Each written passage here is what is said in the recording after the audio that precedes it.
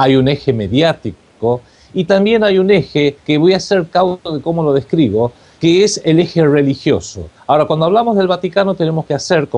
es muy bueno que tú lo toques este tema, tenemos que hacer una gran diferenciación entre la Iglesia Católica, la fe de los católicos, que se mantiene notablemente en Sudamérica y en los países católicos de Europa, entre otros, y lo que es el Vaticano, que en realidad es una entidad política, eminentemente política, es un pequeño Estado, muy pequeño, muy diminuto, pero es un Estado que, como cualquier otra organización humana, es tan buena o tan mala como los hombres que la manejan. De manera que yo creo que los viejecitos, los viejitos que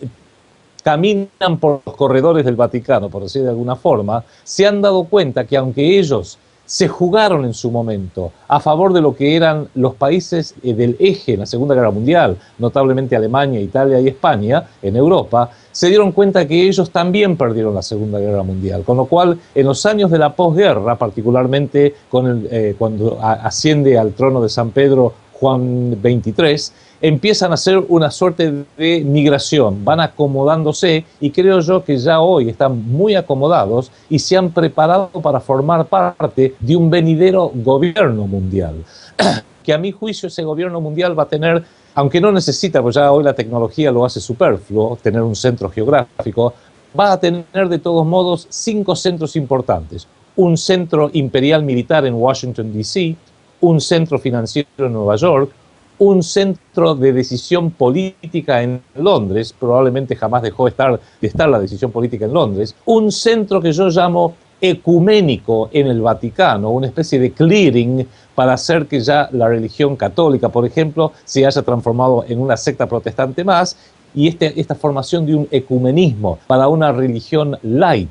para este venidero gobierno mundial, explica por qué el Vaticano está permanentemente pactando con las distintas sectas protestantes, con el Dalai Lama, habla de sus hermanos mayores en la comunidad judía. Por eso que en alguna medida están buscando encontrar su lugarcito bajo el sol, que sería ese cuarto centro tan importante en el Vaticano, y el quinto centro, a mi juicio, va a ser el centro espiritual real que pretende este gobierno mundial, si se lo puede llamar espiritual, en Jerusalén, donde eventualmente van a coronar, por así decirlo, el rey del mundo. Ahora bien, el Vaticano en realidad es el resultado, y con esto redondeo la idea, de una de las grandes lecciones de este gobierno mundial, de esta estructura de poder mundial, que aprendieron de la ex Unión Soviética. Y ellos aprendieron que los hombres necesitan tener algún tipo de relacionamiento, algún conjunto de símbolos y ritos para poder relacionarse con el más allá. Porque a pesar del ateísmo, del comunismo, es obvio que los hombres mueren y tienen que relacionarse con la propia muerte y la de las personas alrededor suyo. Un ejemplo de ello, siempre digo, es que aún en la Unión Soviética, atea, bolchevique, comunista, sin embargo, cuando murió Lenin, en vez de tirarlo al Volga, porque al fin y al cabo si eran materialistas y ateos, lo podrían haber tirado su cadáver al Volga, no, lo embalsamaron, lo pusieron en un mausoleo en la Plaza Roja y se transformó en un lugar de peregrinaje, con lo cual era una forma un poco primaria de manifestar su religiosidad. De manera que en este venidero gobierno mundial va a haber una religión, entre comillas, light, para servir a los pueblos idiotizados, estupidizados, y el Vaticano, creo yo, ha sido llamado a ser el que va a conducir ese ecumenismo pseudo-religioso en el venidero gobierno mundial. Adrián, entremos en el tema global ahora. Te he escuchado hablar mucho que se está preparando, ¿no? O diríamos, ya eso está listo para una tercera guerra mundial, con los Estados Unidos, Inglaterra y sus amigos criminales listos para atacar a Irán. ¿Qué sería tu análisis sobre este tema, Adrián? Bueno, hay distintas formas de evaluarlo. Posiblemente muchos piensan, y yo hasta lo sostengo en cierta forma, que ya la Tercera Guerra Mundial está entre nosotros. Lo que pasa es que ya las guerras no se declaran y no se anuncian como se hizo en el caso de la Primera y la Segunda Guerra Mundial con el formal ataque y declaración de guerra entre estados soberanos, porque ya hoy en día no hay estados soberanos, de manera que ya no hay prácticamente estados que puedan decir, bueno, declaro la guerra a tal o cual nación. Lo que hoy hay es una gran superestructura privada que está en permanente guerra, en un estado de guerra contra la humanidad,